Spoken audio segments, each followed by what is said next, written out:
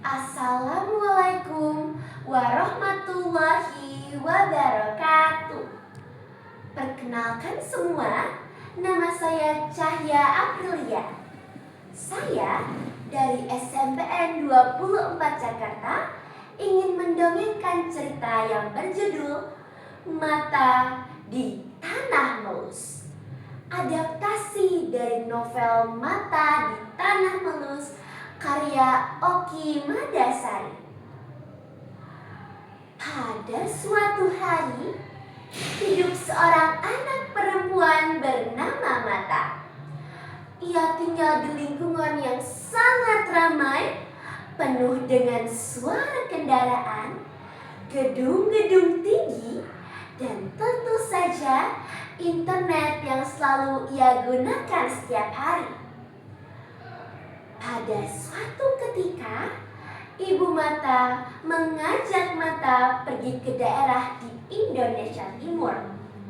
Tempat itu jauh dari keramaian, jauh dari pusat perbelanjaan, dan jauh dari sinyal. Mendengar hal tersebut, Mata sudah tidak terasa tertarik. Kenapa sih kita harus ke tempat seperti itu? Tidak ada internet, tidak ada hiburan, membosankan sekali. Mendengar hal tersebut, Ibu Mata hanya tersenyum lembut dan berkata, Mata, tidak semua hal yang berharga bisa kamu temukan di layar. Tapi Mata tidak benar-benar mendengarkannya. Keesokan harinya, Mata sedang berjalan-jalan sendirian di sekitar penginapan. Tolonglah, satu garis saja. Tapi langkahnya justru membawanya semakin jauh. Pepohonan di sekitarnya mulai terasa berbeda. Lebih lebat, lebih tinggi. Udara semakin lebih dingin. Suara kicauan burung perlahan menghilang, digantikan oleh kesunyian yang aneh. Aku tadi lewat sini kan? Ia menoleh ke belakang. Hutannya seolah berubah. Tiba-tiba ia melihat suatu kabut di depannya. Kabut tersebut menggantung di antara pepohonan. Langkah Mata terhenti, tapi rasa penasarannya mengalahkan rasa takutnya. Ia berjalan pelan ke arah kabut tersebut. Saat melewatinya, langkah Mata menggema. Udara terasa lebih dalam. Setelah melewatinya, hutannya berbeda. Tiba-tiba, kamu akhirnya sampai juga. Mata terkejut dan berbalik. Selamat datang di Tanah Melus. Kamu tidak tersesat. Kamu hanya menemukan tempat yang tidak semua orang bisa temukan. Hari-hari berikutnya, Mata mulai mengenal kebiasaan orang-orang di Tanah Melus. Di sana, mereka hidup sederhana, tanpa listrik, tanpa internet, dan tanpa ponsel. Namun, ada perasaan yang Mata tidak pernah merasakannya. Kehangatan. Kenapa kalian tidak mengambil semua pohonan ini? Karena jika kami merusak alam, maka alam akan merusak kami. Kata-kata tersebut mulai terngiang di pikiran Mata. Sampai pada suatu sore, langit mendadak kelabu. Udara bertiup lebih kencang. Muka-muka para penduduk terlihat cemas. Ada apa? Seorang anak menjawab. Mereka datang lagi. Mata melihat dari kejauhan. Orang-orang dari luar masuk ke dalam hutan. Mereka menunjuk hutan seolah itu hanya benda yang bisa diambil.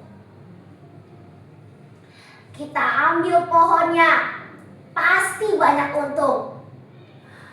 Mata terkejut. Tapi ini rumah mereka. Kenapa sih kalian tidak melawan? Para penduduk terdiam. Mata, jika kami melawan dengan amarah, kami hanya melahirkan amarah lainnya.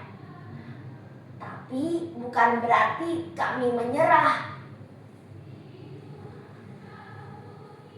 Pada malam harinya, Mata memikirkan semuanya.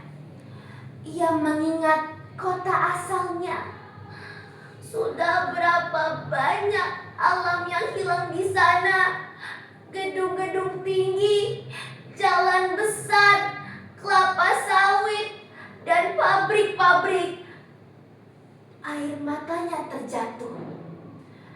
Pada keesokan harinya, orang-orang luar itu datang kembali. Kini mereka masuk lebih dalam. Para penduduk berdiri menghadap tanpa senjata, tanpa teriakan, hanya keberanian. Mata merasa takut.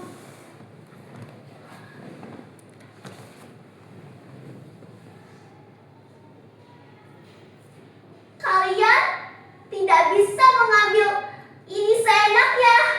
Ini rumah mereka. Hei, kamu hanya anak kecil. Kamu tidak paham ini semua. Justru karena aku mulai paham, aku tahu ini salah. Para penduduk terdiam.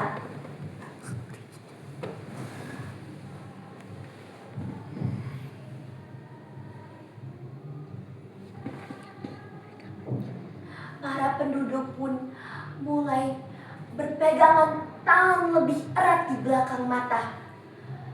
Orang-orang luar itu perlahan mundur. Mata terjatuh lemas. Kamu sudah belajar. Aku hanya tidak mau semua ini menghilang. Tiba-tiba datang suatu kabut misterius itu lagi. Langkah Mata mulai terasa ringan. Tiba-tiba, Ibu! Kamu dari mana saja? Ibu khawatir sekali. Mata hanya tersenyum. Tapi kini ia berbeda.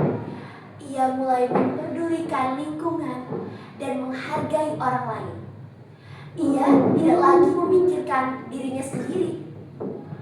Lalu, jauh di suatu tempat, tanah melus tetap ada, menunggu siapapun yang ingin belajar tentang kehidupan. Terima kasih.